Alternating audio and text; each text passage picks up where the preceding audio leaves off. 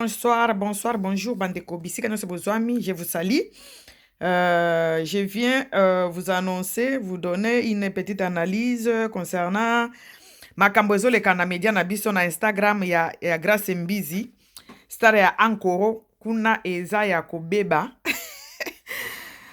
Star ya Ankoro, Grace Mbizi, alobi Aya Nakamura biso sotoyebi star munene azo représenter vraiment Afrique mobimba, surtout francophone, na niveau international. Une chanteuse, je crois azalaka sénégalaise, hein? Azalaka soki sénégalaise, soki je ne sais pas, mais elle est née grandie et puis elle fait sa musique na Paris. Alors star ya Ankoro Grace Mbizi ayeli biso dossier ya mwana mwasi oyo. Alobi mwana mwasi oyo attaqué ye akendaki komela na ye shisha na ye na bar après anniversaire ndenge toyebi le 7 ezaki anniversaire ya mwana na ye. Alors alobi après anniversaire ya mwana na ye elle se sentait fatiguée, alors elle voulait aller se divertir muke komela shisha na ye. Arrivé là-bas, akutani na star ya muneno toyebi star na biso ayembaka kitoko, la fille au nom de Aya. Voyebi yebi no nyoso yo, je vais vous la montrer. Aya na biso toyebi yebi so nyoso. Il paraît que cette fille ici, cette star d'ailleurs na kubenge kutu fite, cette star internationale ou a représente la francophonie na monde entier, na niveau francophone kutu tolo bate, aza star ya musique africaine. Aza star ya musique, donc star africaine ou azali ayembaka na français, donc connu par tout le monde. Grace Mbizi alobi akutani na ye na bar shisha. Bakutani na bar shisha et la fille a attaqué ye. Grace Mbizi eza na Instagram na ye, Grace Mbizi yoyo azola kisa na kotira bino pema video yango muke, azola kisa ndenge la fille aya beti ye. Akweyaki azoki na genou et puis na liso place azola kisawana par rapport ya la fille oyo tomoni awa. Par rapport à la fille otomoni awa lobi, cette fille là a bêtillé na boîte. Cette fille là a bêtillé na boîte. Attends, je vous montre d'abord une petite partie.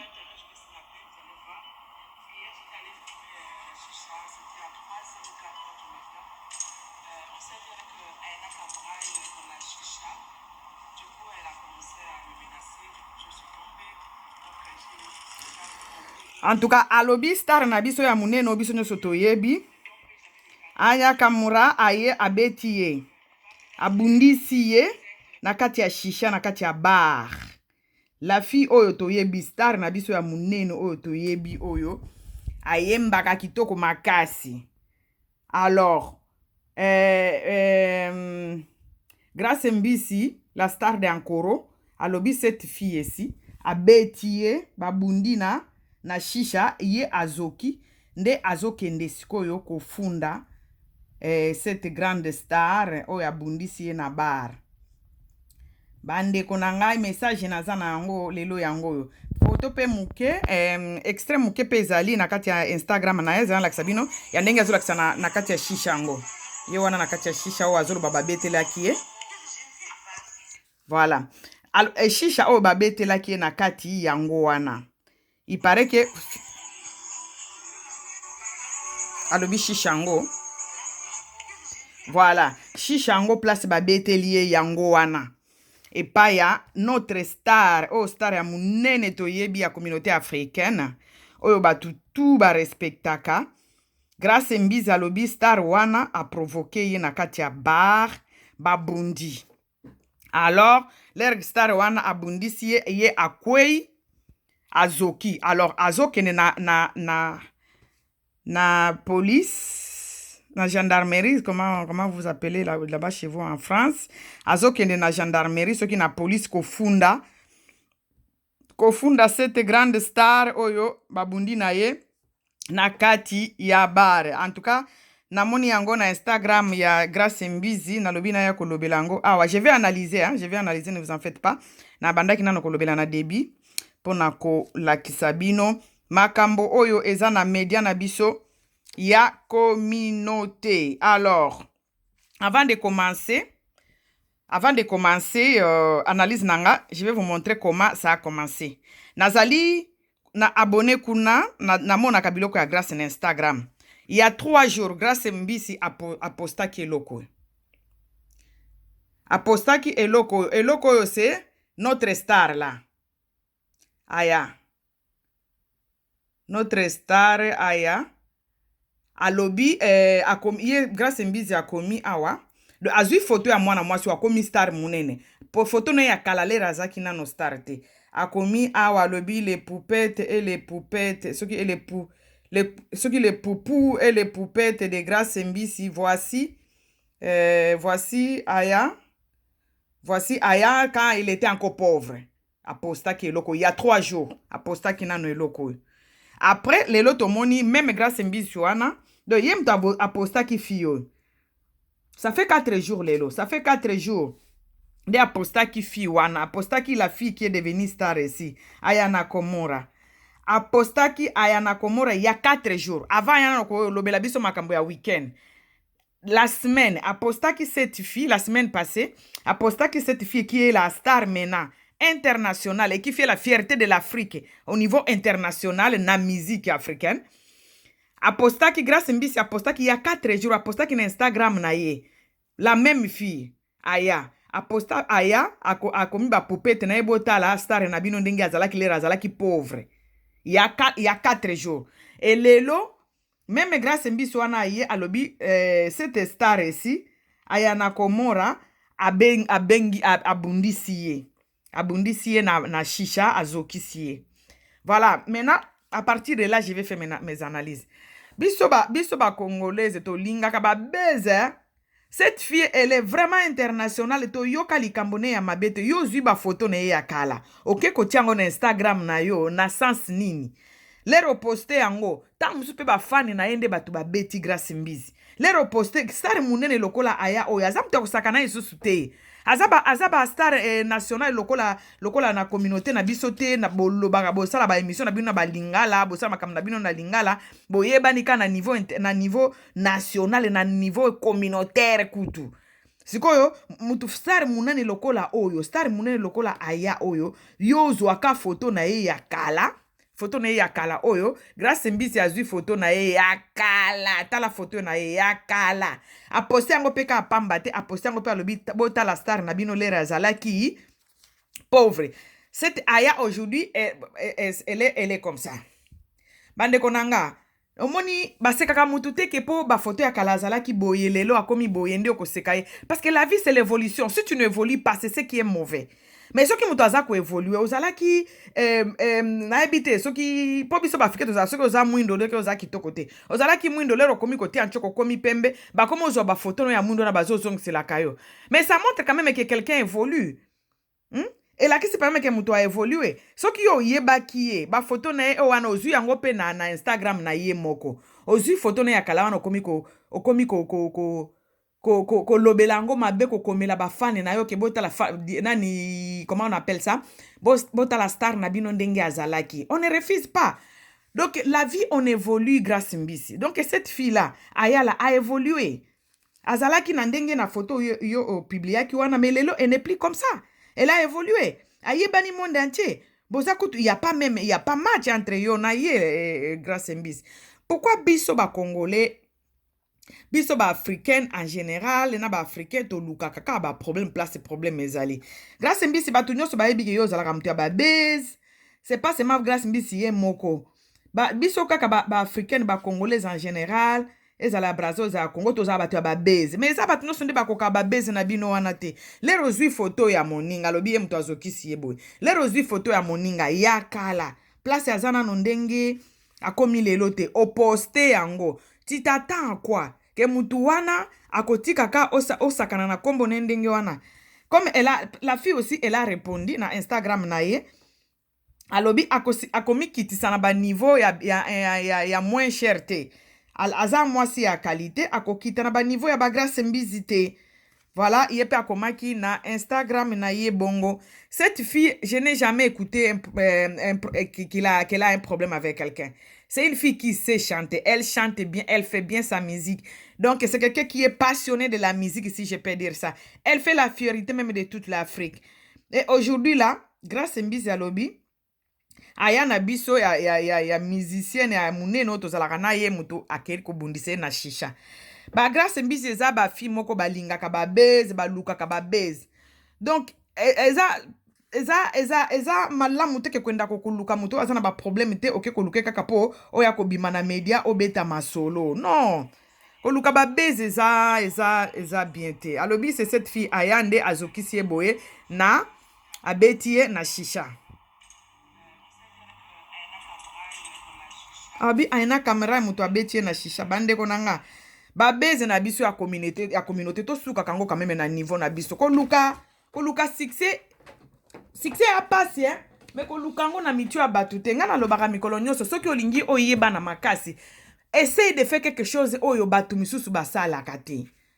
Parce que babeze wana batu ebele basala kango pi bato yeba bino déjà ke boyaka ko luka ko yebana na ndenge ya beze za malamu te yebana na ndenge ya musala aya kamera wana yebani na ndenge ya beze te ya yebani na koyemba yemba kama kasi mututu ayebiye africain nyoso ayebi akone cette fille ayemba kama kasi abimi pe pona miziki na ye soki olingi ko yebana luka oyebana na musala na babezi te biso sikoyo tolingaka koyebana ka na babezi na babiloko moko boy. En tout cas grâce Mbizi akolimbisa nga grâce Mbizi alinga koyebana na babezi za malamu te. Cherche à faire quelque chose. Tu es une femme talentueuse.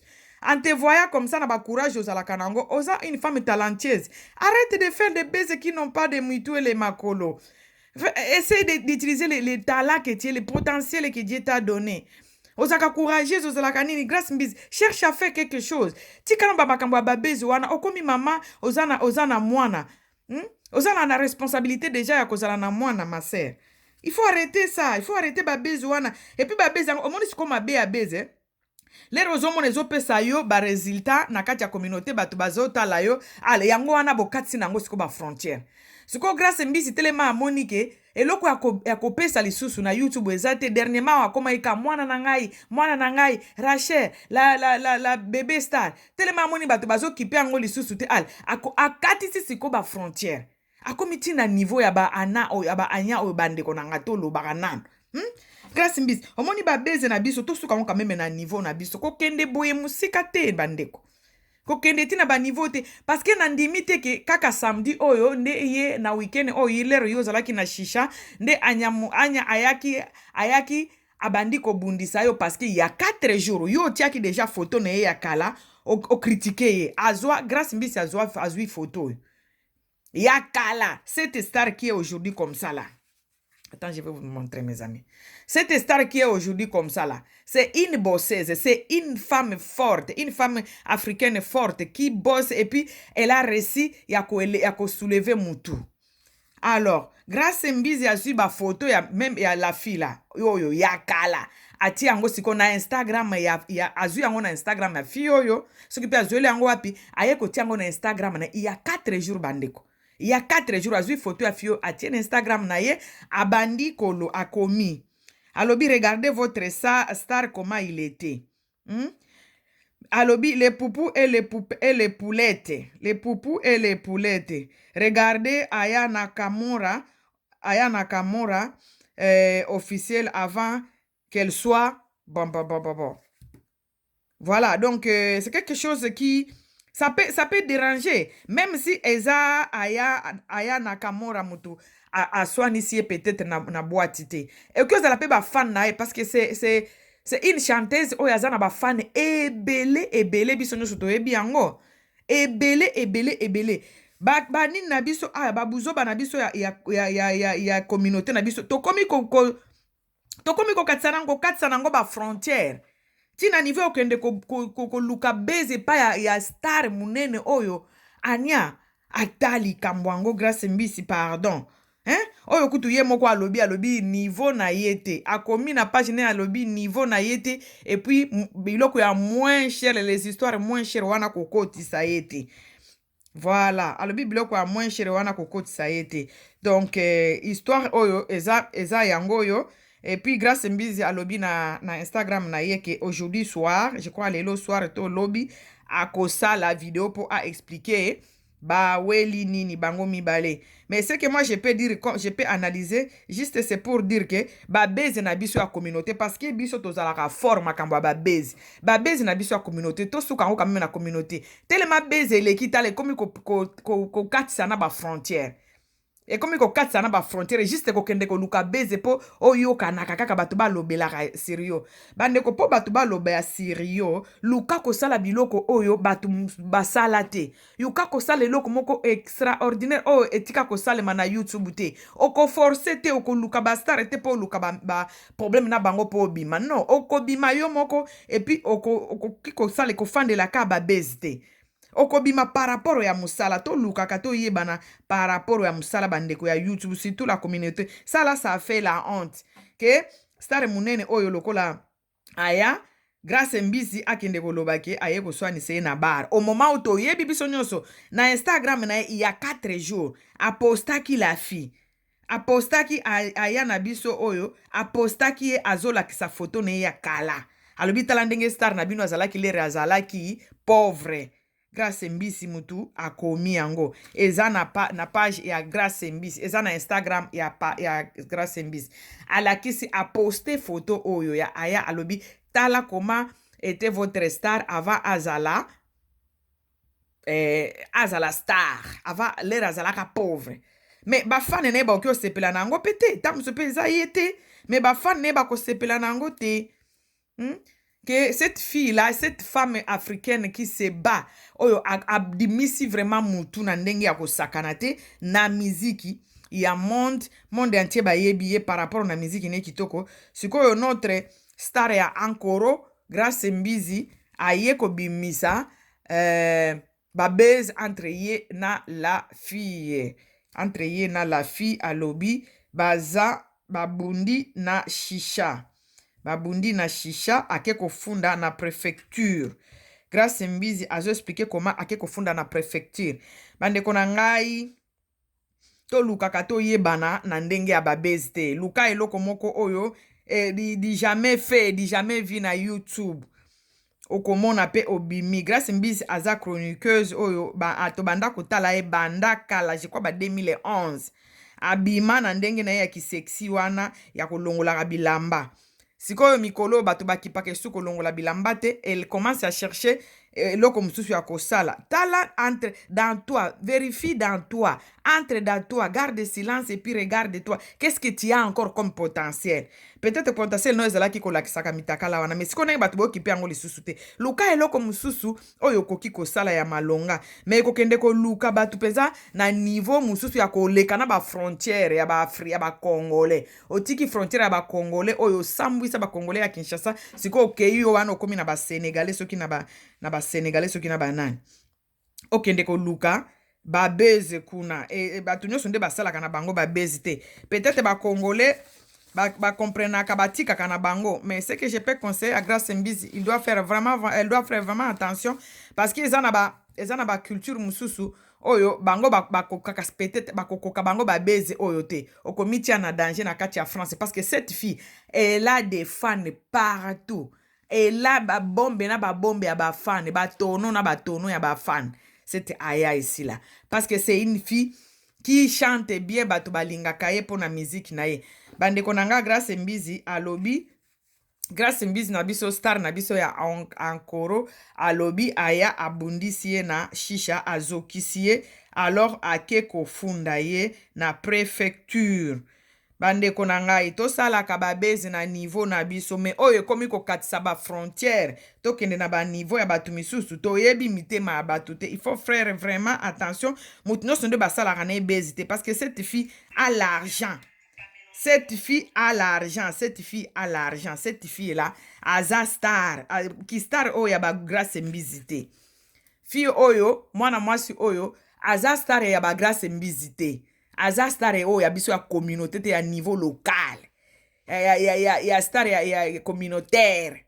Aza star officiel international. Donc c'est une femme que tout le monde connaît, elle chante bien, elle fait la fierté de toute l'Afrique. Donc, akoki kozala na problème na Grâce Mbizi te, je ne pense pas. Même si baza na problème, nandimi te parce que po ye mutu apostaki fi wana avant ya koraconte biso lelo le 10 grâce à lobi ake kofunda la fille po aposte yango sikoyo na Instagram na ye. Il y a 4 jours, lelo eza le 10, mais il y a 4 jours, je crois mardi passé, mardi ou mercredi passé, grâce Mbisi apostaki cette fille-là, cette femme-là. D'ailleurs, moi-même, j'étais étonné. Oh, et ça, ni nango mwana batu, grâce Mbisi akende ko poster na ko koma na bikome la boy. Ho bota la star na bino ndenge azalaki ava akoma star. Nzokande abande ko préparer que na fait à semaine akosala ba buzz na, c'est comme ça que moi je vois ça. Parce que en tout cas cette femme na talaka na Instagram na ye azalaka na ba conflit na batu me na batuti. Mais ko poster photo ne ya kalaboye et puis ko koma kuna na kati ke tala ndenge azalaki lera azalaki mutu ya pasi, mutu nyoso akosilika nango, mutu nyoso akosilika nango. Peut-être ce n'est pas elle même ba fan na ye. Sikoyo ngana lingina loba po oyebana po osala actualité grâce Mbisi oza obligé ko lukaka ba crash te, oza obligé ko lukaka ba base te. Okomi déjà maman tia un enfant, oyebana pe déjà na communauté ko luka ko lekisa frontière te okende ko luka ba base na côté mususu eza ba ekolo nyoso tende ba kokaka ba buzoba na biso ya ba congolais oyo okende komi uzokisa pamba komi bomisa pamba parce que cette fille aya azana ba fan na monde entier grâce Mbisi. Il faut faire vraiment attention. Oyebaka place ozo tia likolo ba base ba ambiance ya ba base et memayo na ba niveau oyo eza ya yote parce que nous tous toza mikolo toyebi ke niveau moko oza niveau moko na ayate. Na yo moko oza consciente ke niveau boko oza moko jamais.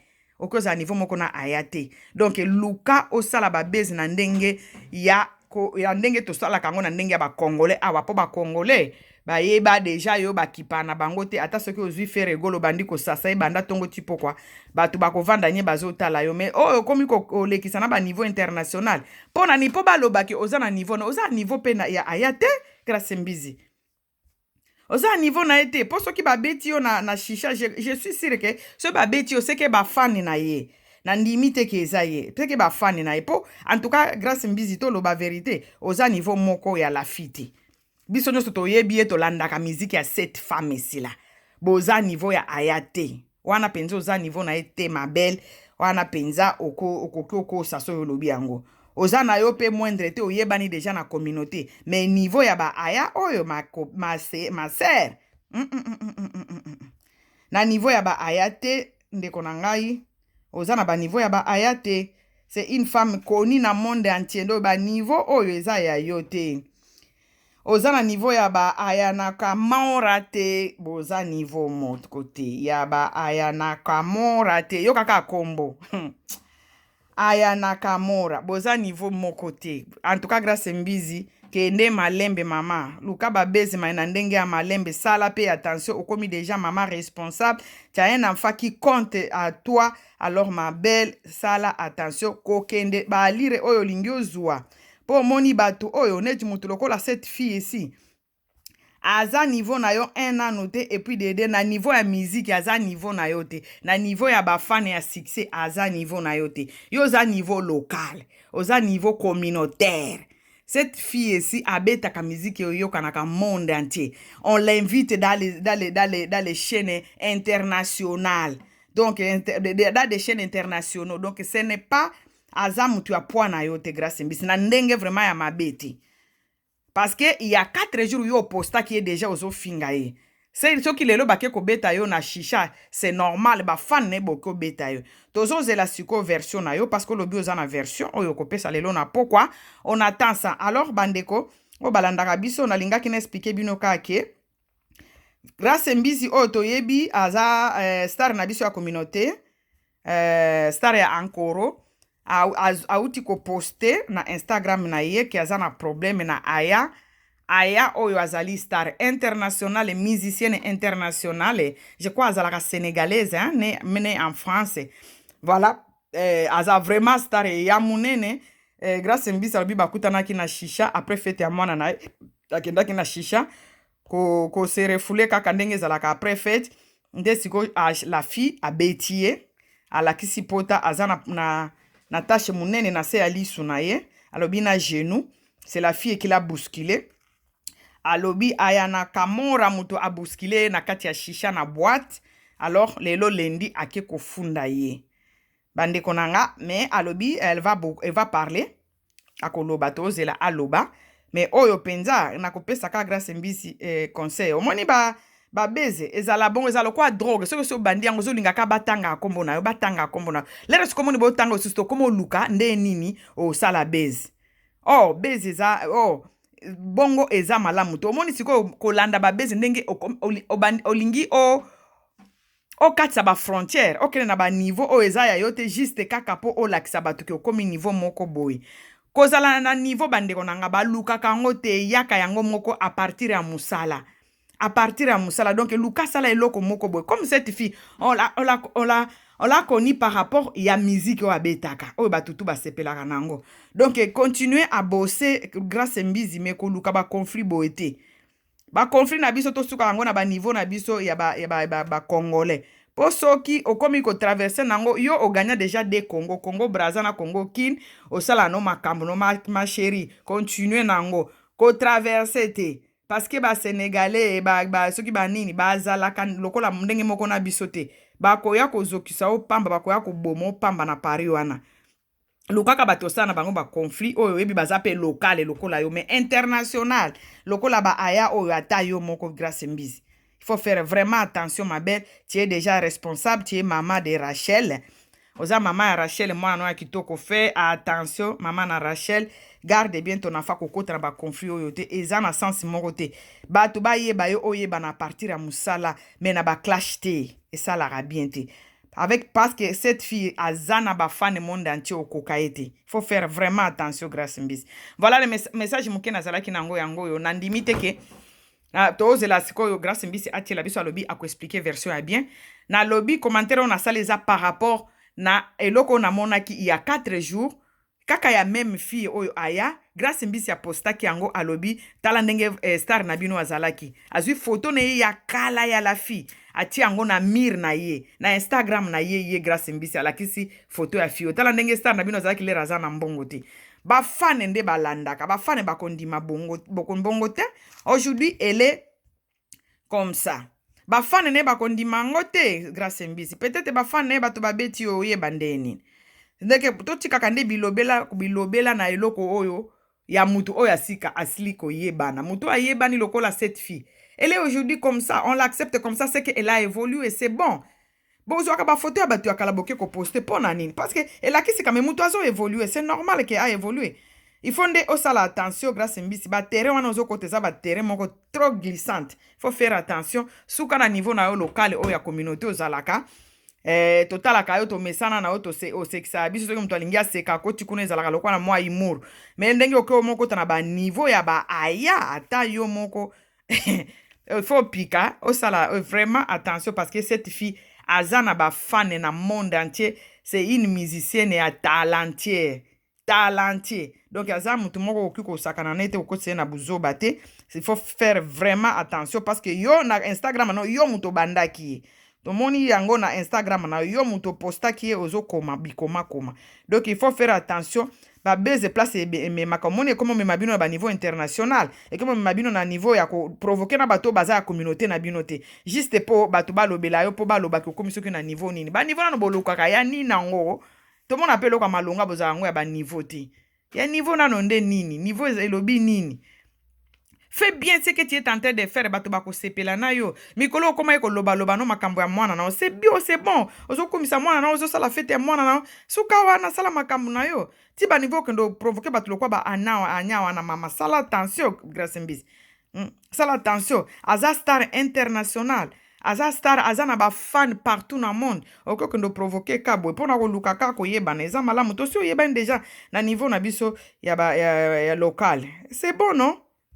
Vraiment bandeko nanga ya muke nazalaki nango yango wana na ba Instagram kuna ezo tumba mamakasi indi kuna indi Grace Mbisi azo koma ake kofunda star munene africaine oyo aya obiso nyoso toyebi ake kofunda ye na police po abetaki ye na shisha bon eloko abeteli ye nga mpo na nga mpenza mpo namonaki ndenge apostaki mwana mwasi oyo foto na ye ya kala ifo ozala mpe bafane na ye basiliki baye babeti Grace Mbisi nandimi te ke eza ye moko voilà me tozela makambo Grace Mbisi akoyebisa biso alobi akosala video elle va s'expliquer voilà na Instagram ya Grace Mbisi soki bokoti kuna bokokuta foto ya la fille bokokuta foto ya Aya bokuta foto ya Aya Kamora foto na ye eza kuna Grace Mbisi azolobela il y a 4 jours et lelo le week-end aye koyebisa biso ke babeti ye ke abundi na la fille voilà or la fille c'est vraiment une méga star africaine voilà tout ça la biloko na ba niveau hein on sait na niveau na yo tu montes doucement ce que vous en avez besoin à monter ce bo montaka bo kende wapi na ye ba kutu te luka mbongo no na ndenge na yo metika ko provoquer batu eza malamu te parce que la vie est courte et to profiter na vie muko toza nango il faut tozala gentil na batu nyonso la vie est courte ba besoin eza biloko eleka ke koma période moko boye okomi na besoin ya kimia ya kosala vie no tranquille alors il faut éviter de faire des buzz parce que biloko oyo etikalaka na kati ya ba media bandeko ya muke nazalaki nango lelo yango wana histoire ya Grace Mbisi na Aya oyo azali star international azalaka lisusu ya kopresente te Aya Nakamura toyebi ye star musicienne ya Afrique voilà baza na ba conflit na bango la fille pe Aya Nakamura pe a répondre Grace Mbisi alobi ye ba niveau wana ba niveau ya se wana ya moins cher eza ya yeti merci beaucoup bandeko nanga na omuke bolandi biso voilà tozela siko tomona ndenge Grace Mbisi azobetela biso histoire yango soki ebandaki ndenge nini mais ekoki kobandaka na bar te ekoki obanda na boîte wana te parce que il y a 4 jours Grace Mbisi asi apostaki déjà la fille ke azalaki lere azalaki pauvre elongi oyo azalaki nango apostaki yango esalami pe commentaire ebele plus de 1514 commentaires bato bakomante mpo na foto oyo Grace Mbisi apostaki ya Aya Nakamura ya kofinga ye ke azalaki lera tala ndenge azalaki pauvre bato bakomante na ndenge ya kofinga pe kaka Grace Mbisi pourquoi azobimisa bafoto ya mutu ya kala il y a 4 jours et lelo week-end aye koloba ke aye kobima ke babeti ye na shisha epai ya Aya Nakamura voilà histoire yango wana merci beaucoup bye